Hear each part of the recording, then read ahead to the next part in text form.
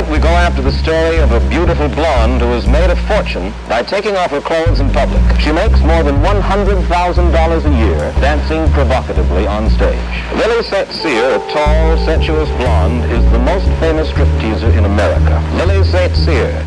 I'm flattered by their attention. Ladies and gentlemen. Vous écoutez Close-Up Dramatique, le balado sur les actrices de l'âge d'or d'Hollywood. I know that you have been arrested, I gather, from time to time for indecent exposure, maybe 3 or 4 times. Naturally, I don't believe that I'm arousing any lust in the audience. I never do anything that I believe is wrong. En juin 1951, à Montréal, l'artiste de la scène, Lily St. Cyr, est au cœur d'une affaire bien particulière. Elle est accusée de pervertir la jeunesse et d'obscénité. Après un procès aussi comique que rapide, Lily restera profondément marquée.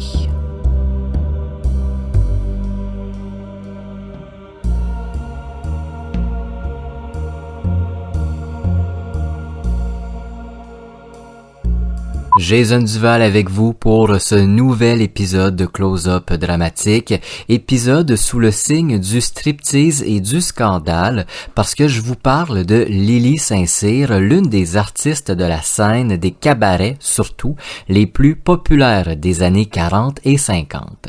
Malgré son nom qui sonne très francophone, très québécois même, Lily St. Cyr, elle est pourtant pas de la plus belle province du Canada. Elle est née à Minneapolis, aux États-Unis.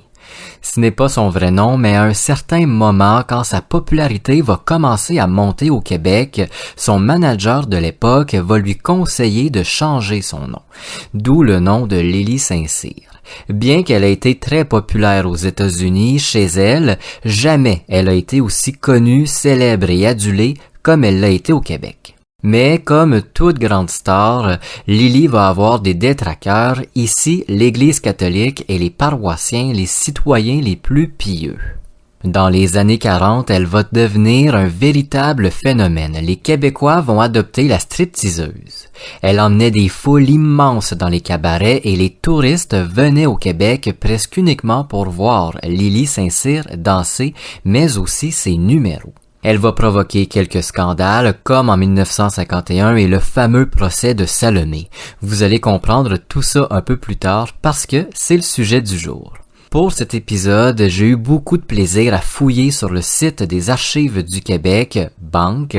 J'ai trouvé beaucoup de petites histoires concernant Lily St. Cyr, mais aussi des rapports très précis sur le fameux procès de 51. Je vais pas vous cacher que j'ai été très surpris de la couverture médiatique que l'affaire a eue. J'ai trouvé plusieurs articles, des dizaines d'articles sur le sujet. Je me suis beaucoup amusé à faire mes recherches. Avant de parler de Lily St. Cyr et du pourquoi elle a autant marqué son époque, il faut que je vous fasse le paysage de la ville de Montréal, le Vegas du Québec dans les années 40 et 50. Lily St. Cyr disait du Québec et surtout de Montréal qu'une nuit dans la ville équivalait à toutes les nuits des États-Unis.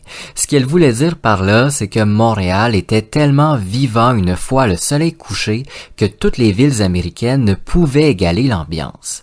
Après la Seconde Guerre mondiale, la ville de Montréal s'agite. Bien que le Québec n'ait pas été impliqué physiquement dans le conflit, il a été impacté de différentes façons. Les Québécois en ont arraché, comme on dit. Une fois tout ça terminé, on veut s'amuser, oublier les dernières années difficiles. Rapidement, dès 45, les lieux de fête se multiplient dans la métropole. Le centre-ville devient illuminé d'immenses néons et on retrouve de tout. Bar à cocktail où se retrouvent les plus fortunés. Boîte de nuit où la jeunesse danse jusqu'au matin.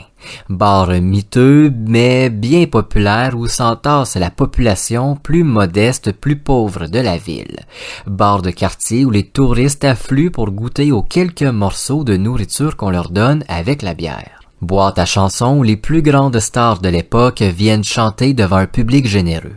À cette époque-là, venir performer à Montréal, puis partir à la conquête du Québec, c'est un peu la consécration.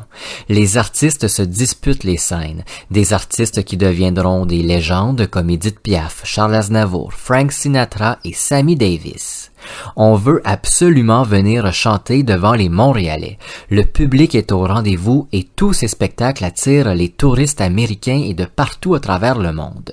Jusqu'aux États-Unis, le fin fond des États-Unis, on parle de Montréal comme la ville de la fête. Tous ces endroits sont extrêmement populaires, mais jamais aussi populaires que les bars à striptease.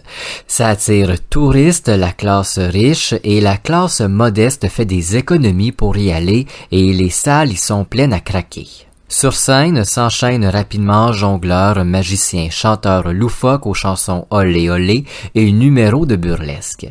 Même si les numéros sont variés et mettent en vedette des artistes très populaires, il y en a une que tous attendent avec impatience, c'est Lili Saint-Cyr. Toute la soirée, le public attend Lili Saint-Cyr et quand elle monte sur scène, c'est la folie. Mais pourquoi l'excitation est-elle aussi grande? Pourquoi Lili attire autant de personnes? C'est très simple, elle a réinventé l'art du burlesque et l'art de l'effeuillage. Jusqu'à Lili Saint-Cyr, le striptease est assez simple. Une femme, jolie femme sur scène qui enlève lentement et sensuellement des petits bouts de vêtements jusqu'à ce qu'elle soit presque nue. Avec Madame Saint-Cyr, c'est différent. Elle a une façon de bouger, de danser qui est unique. Elle est extrêmement belle, blonde, assez grande avec des jambes tout aussi magnifiques que son visage. Elle est très charismatique en plus. Elle a un physique de rêve. Ses numéros ne sont jamais vulgaires, mais elle se tient toujours à la limite. Elle sait comment doser. Avec ses numéros, elle a réinventé le burlesque. Elle place des musiciens, parfois un orchestre entier quand l'endroit le permet, ce qui donne une ambiance musicale unique à elle. Lili est l'une des seules artistes de cette époque à pouvoir se payer ce luxe. En plus de la musique, elle a emmené des numéros jamais vus. Sur la scène, on la retrouve dans un bain, dans un verre à cocktail géant, c'est devenu un classique, mais aussi on retrouve les scènes de la vie quotidienne. Des performances où on se retrouve sur l'extérieur d'une maison, une échelle et la blonde se déshabille lentement en montant cette échelle. Pour clôturer ces soirées, Lili aime bien que le rideau se lève sur elle et son immense verre de cocktail géant alors qu'elle est presque nue à l'intérieur. Les soirs où le public est particulièrement enthousiaste, elle fait remplir ce verre géant, non pas d'eau, mais bien de champagne et prend un vilain plaisir à arroser un peu les spectateurs. Des numéros uniques, très sensuels que seule Lili Saint-Cyr monte. Ses costumes sont aussi incroyables que ses performances. Paillettes, plumes et tissus très légers habillent la femme. Encore une fois, seule Lili Saint-Cyr peut se payer de tels vêtements de scène. Rien n'est trop beau, rien n'est trop cher pour l'exubérante Lili. À Montréal, elle est la reine des cabarets. À l'entrée, ça fait la file pendant des heures pour avoir une seule place et la chance de voir Lili Saint-Cyr clôturer la soirée. Comme je le disais, elle n'est jamais vulgaire. Elle ne se contente pas d'enlever ses vêtements, elle offre une performance des plus sensuelles. Tout est calculé avec la musique. Il n'y a pas de mouvement de trop, tout est pensé à la seconde. En plus de se produire dans les cabarets, elle est une voix connue. Installée au Québec depuis plusieurs années, elle parle bien le français et peut souvent s'exprimer dans les radios. Elle y fait la promotion de ses spectacles et parfois chante même un peu. Lorsqu'elle n'est pas sur scène, Lili profite de la nuit comme tout le monde. L'effeuilleuse est une fidèle cliente des boîtes de nuit où elle danse jusqu'aux petites heures du matin. Elle fréquente des joueurs de hockey, des lutteurs et à l'occasion, des gens peu fréquentables comme des membres de la mafia. Lili adore parler avec ses fans, danser un peu et tout ça. Ça crée une proximité, un lien aussi unique que ses numéros. Au début des années 50, Lili Saint-Cyr est une véritable célébrité adoptée par les Québécois. Elle ne performe plus seulement dans les cabarets, mais aussi dans les théâtres avec des troupes. Bien évidemment, elle termine la soirée, c'est inscrit dans ses contrats. Son théâtre préféré reste le Gaiety, situé en plein cœur de la ville et qui est aussi l'endroit le plus populaire pour se distraire. Mais au loin, à l'extérieur des cabarets et des boîtes de nuit, certains groupes veulent mettre fin au plaisir nocturne. I know that you have been arrested, I gather, from time to time for indecent exposure, maybe 3 or 4 times. The civic and religious groups dancing provocatively on stage. Certainly, otherwise they would go after things that are of more importance, but more difficult. Like for instance?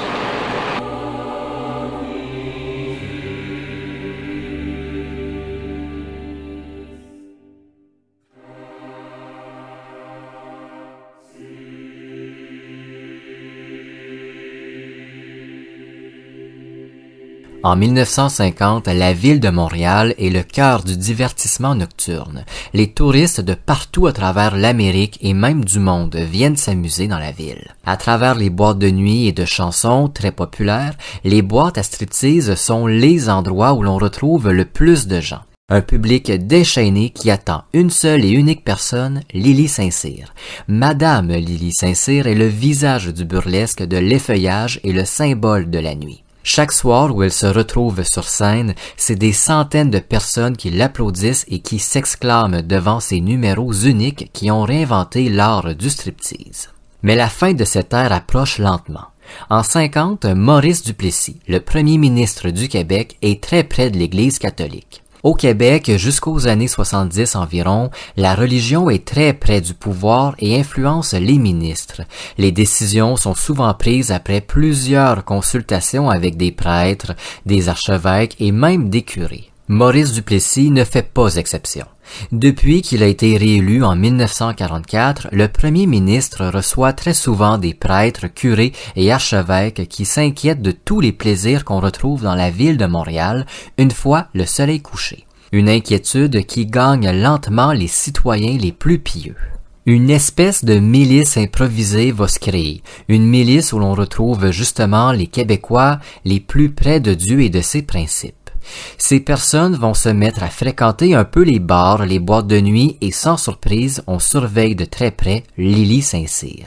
On n'entre jamais voir ces spectacles, mais on interroge ceux qui y vont. À l'entrée des théâtres, on y juge sévèrement les affiches plus causées de la star des cabarets. Des affiches où on la dessine presque nue à travers des plumes, parfois des paillettes, ou encore dans son célèbre bain ou verre à cocktail géant. La milice des bonnes mœurs, appelons-les comme ça, comprennent que Lily Saint-Cyr est une nuisance, un poison pour les bonnes valeurs catholiques québécoises.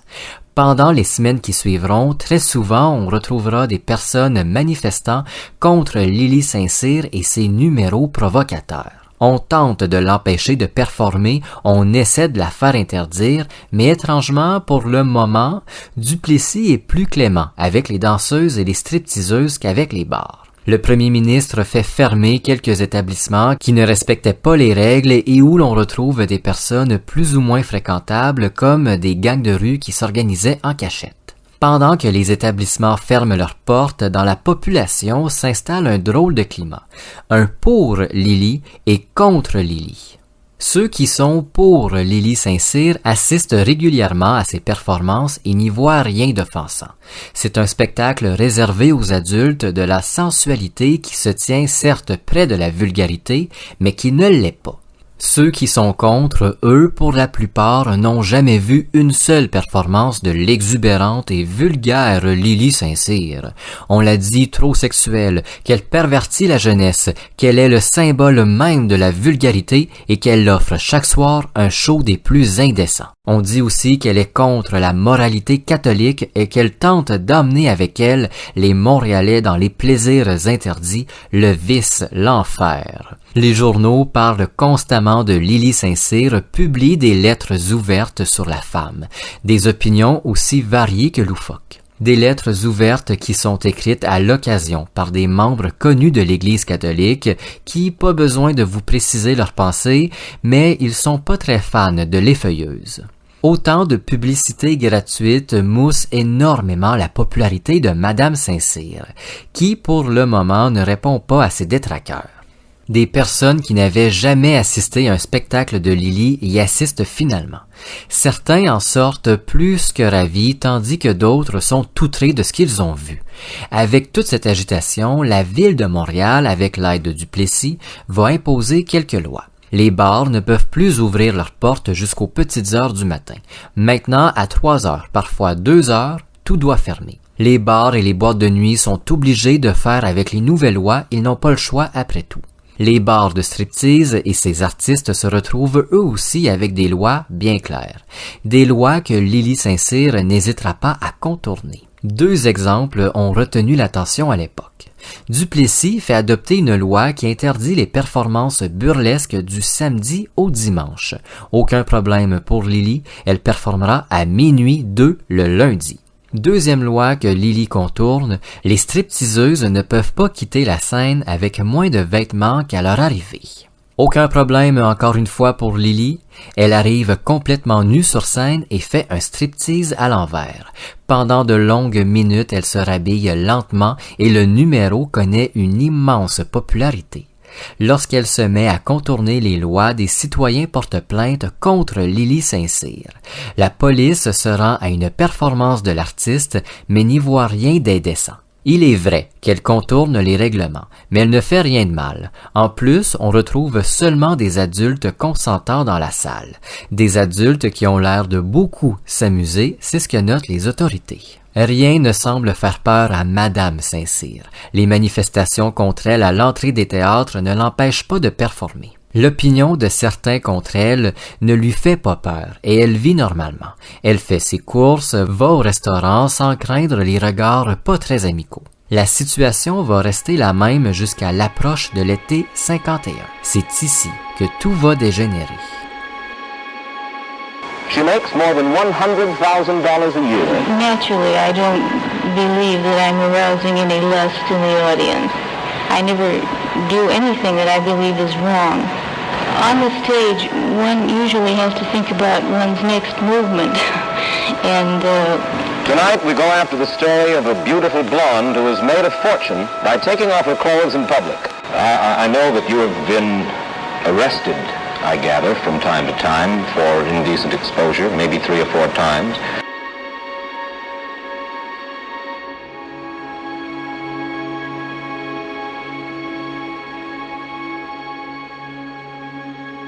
À quelques jours de la Saint-Jean-Baptiste, fête nationale du Québec, Lily St-Cyr annonce un tout nouveau spectacle, Salomé et les 7 voiles. Cette fois-ci, elle joue la provocation de trop. L'artiste veut monter un spectacle et interpréter Salomé, personnage biblique qui veut couper la tête de Jean-Baptiste afin de la posséder. La grogne est immense et la police et le gouvernement qui jusque-là n'avaient pas pris de mesures réelles contre Lily St-Cyr décident qu'elle enfreint désormais toutes les lois sur l'indécence, la vulgarité et la moralité. On l'arrête au Gaiety Theatre où elle performe devant des centaines de personnes venues regarder le spectacle. La blonde reçoit alors l'ordre de se présenter au Palais de justice de Montréal peu après le 24 juin, soit la Saint-Jean-Baptiste. On l'accuse d'obscénité et d'immoralité. Avant le procès, l'opinion est toujours aussi divisée. Faudra-t-il poursuivre toutes les femmes qui pratiquent l'art du striptease? Les palais de justice vont déborder. 400 paroissiens de Saint-Alphonse signent une pétition contre Lily St-Cyr et demandent qu'après le procès, elle soit expulsée du Canada, rien de moins. Les Québécois attendent avec impatience le procès de l'artiste, un procès qui va durer que quelques heures, mais qui sera un véritable cirque aussi loufoque que curieux. Dans les médias de l'époque, on décrit le procès comme étant le plus grand spectacle de la semaine. Mais cette fois-ci, Lily n'est pas sur scène, mais bien dans les spectateurs. C'est le juge Édouard Archambault qui a été chargé du projet. Il ne s'attendait pas à avoir devant lui un spectacle un peu comique. Vous allez comprendre pourquoi. Parmi les personnes qui sont appelées à témoigner, on retrouve le père Marie-Joseph d'Anjou, tout un personnage qui dans le passé a souvent fulminé contre les plaisirs de la nuit et même les spectacles en général. Pas besoin de vous dire qu'il fait partie des contre Lily St-Cyr. Monseigneur J.Z. Léon Patnaud, lui aussi contre la femme. Ovila Pelletier, un policier qui a assisté à une performance et qui est ni pour ni contre. Raoul D. Gadebois, un ancien conseiller municipal qui lui aussi a vu Lily St-Cyr sur scène et qui est ni pour ni contre. Claude Bourgeois, un animateur de radio qui lui adore l'artiste. Quelques spectateurs ayant assisté aux performances de l'artiste, autant des femmes que des hommes. Pour parler tout de suite d'eux, de ces spectateurs, ils vont dire que pour avoir assisté au spectacle, il n'y a rien d'offensant. Même qu'on dit qu'elle a eu la décence de garder ses petits sous-vêtements discrets. Et pour finir, quelques femmes qui participent elles aussi au spectacle que monte Lily St-Cyr. Bien évidemment dans le clan de la femme. C'est Lily St-Cyr elle-même qui est appelée en premier. Escortée par 2 de ses amis, elle présente à la cour des photos où elle figure. On la voit portant ses costumes les plus populaires. Des costumes qui, oui, ne couvrent pas beaucoup de peau pour certains, mais aucune nudité. Il n'y a rien de vulgaire. C'est des costumes qui sont très impressionnants malgré tout. C'est très brillant, très beau. Elle décrit ensuite quelques-uns de ses numéros et encore une fois, rien d'indécent. C'est un spectacle, rien d'offensant. Une fois que Lily Saint-Cyr a fini sa courte défense, on appelle Claude Bourgeois, l'animateur radio. Claude Bourgeois sera l'un des 2 seuls témoins, sans compter les spectateurs évidemment, à avoir assisté à une performance de la blonde, je le rappelle. Sans entrer dans les détails pour gêner ou rendre mal à l'aise personne dans l'auditoire, il parle de quelques numéros qu'il a vus. Il affirme qu'il n'y avait au cours de cette soirée rien de choquant. Il décrit les numéros de Lily Saint-Cyr comme étant très beaux à regarder, que la femme est loin de la vulgarité avec laquelle on la décrit. L'animateur radio explique aussi que dans le public, aucune tête brûlée, au contraire. Il y a rencontré des personnalités connues comme des ministres et des artistes. Tous semblaient s'amuser et apprécier le moment. Selon l'homme, Madame Saint-Cyr exerce son métier avec toute la décence, la classe et l'élégance qu'elle peut y donner, en plus de ne pas être désagréable à regarder. Ensuite, c'est le policier Ovila Pelletier qui apparaît à la barre des témoins. Lui aussi a assisté à un spectacle de la stripteaseuse. Son chef de police lui a demandé d'aller assister à une soirée après qu'il ait reçu plusieurs plaintes et inquiétudes de citoyens. Lorsqu'il s'assoit, le policier salue la célèbre et charmante accusée qui poliment lui fait signe de la tête en souriant. Ovila Pelletier, tout comme Claude Bourgeois, n'a rien trouvé d'offensant à ce spectacle. Il s'est beaucoup amusé, même s'il était en fonction. Il décrit l'euphorie du public à l'arrivée de l'artiste sur scène. Il explique que Madame Saint-Cyr n'enfreint aucune loi écrite. Elle y performe après minuit, donc le lundi. Il termine son rapide témoignage en disant que même si rien n'est provoquant, il ne conseille pas aux jeunes de s'y rendre, car comme le policier le dit, on sait jamais à quoi ils peuvent penser. L'ancien conseiller municipal Raoul D. Gadebois lui explique n'avoir jamais vu Lily Saint-Cyr sur scène, mais très bien connaître sa réputation. Il a souvent entendu parler de la femme et de ses numéros parfois très osés et provocants. Étant ni pour ni contre, il explique que Madame Saint-Cyr devrait pouvoir continuer à monter sur scène à condition qu'elle modifie ses spectacles, qu'elle soit plus décente et surtout plus morale. Par la suite, les femmes qui participent au spectacle de la célèbre blonde témoignent elles aussi. Elles expliquent que rien n'est offensant dans leurs numéros. Elles exercent leur métier sans pervertir la jeunesse québécoise, une jeunesse qui est d'ailleurs interdite dans les salles de spectacle. Si jusqu'ici, le procès était plus ou moins sérieux, c'est avec le témoignage du père Marie-Joseph d'Anjou que tout va devenir plus comique. Dans les articles que j'ai trouvés, on le décrit comme très théâtral pendant son témoignage, qui parfois a fait rire à la fois l'audience et Lily Saint-Cyr elle-même. D'entrée de jeu, l'homme d'église dit que la femme pervertit les idées des Québécois. Il explique que les hommes qui assistent à ces spectacles, en plus de perdre leurs esprits une fois que l'artiste rentre sur scène, pourraient vouloir que leurs femmes fassent comme Madame Lily Saint-Cyr. Pire encore, et si les femmes qui vont voir ces spectacles veulent elles aussi performer de cette façon, autant sur scène qu'en privé avec leur mari, où s'en va le Québec? En levant le poing, le père d'Anjou affirme que Lily Saint-Cyr est le pire exemple pour les femmes québécoises et qu'aucun homme ne rêve réellement d'elle. Des paroles qui font rire l'auditoire avec raison. Il décrit les performances de l'artiste comme vulgaires, indécentes, qui impliquent de la nudité parfois complète. Quel mauvais exemple encore une fois. Il l'accuse de s'exhiber et de provoquer chez les Québécois des idées impures. L'homme d'église enchaîne sans se laisser de pause en expliquant que la blonde bafouille toutes les lois de Dieu. Elle viole toutes les lois divines de la moralité. Oui, elle respecte peut-être les lois écrites, mais celles de Dieu, quelle offense! Elle commet les fautes les plus graves. Ses numéros sont de véritables actes de vulgarité, d'obscénité et d'immoralité qui ébranlent la conscience et la foi des Québécois. Par la suite, le père d'Anjou se laisse emporter et pour une seconde fois fait rire le public.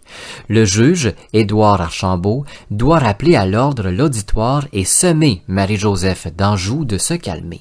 Une fois le calme retrouvé, l'homme de foi n'avait pas terminé son témoignage.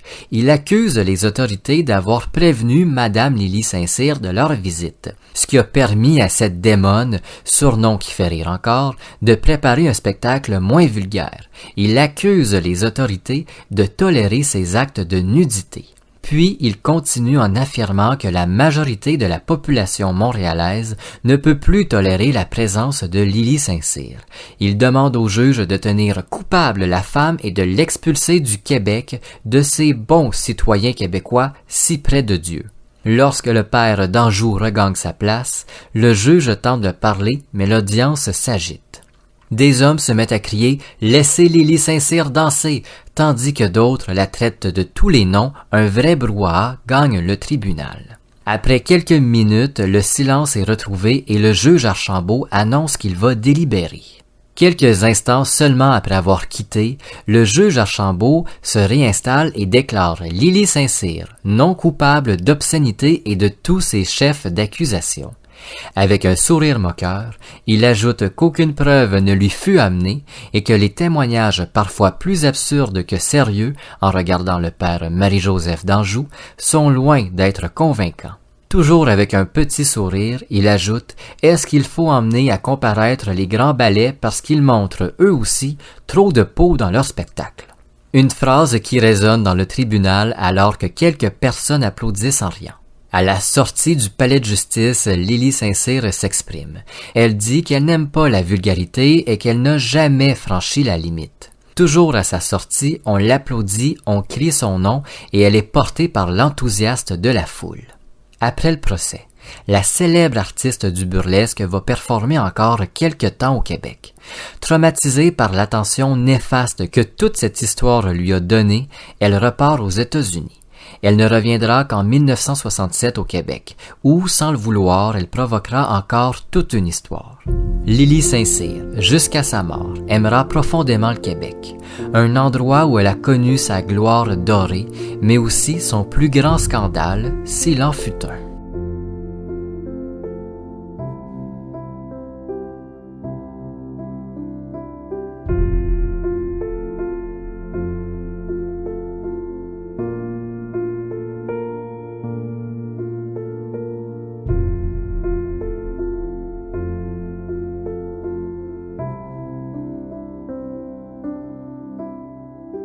Merci d'avoir écouté Close-Up Dramatique. Si vous le voulez, vous pouvez laisser une note à cet épisode ou même au balado, peu importe la plateforme d'écoute.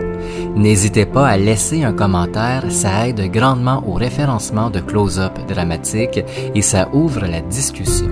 On se retrouve très bientôt pour un nouvel épisode.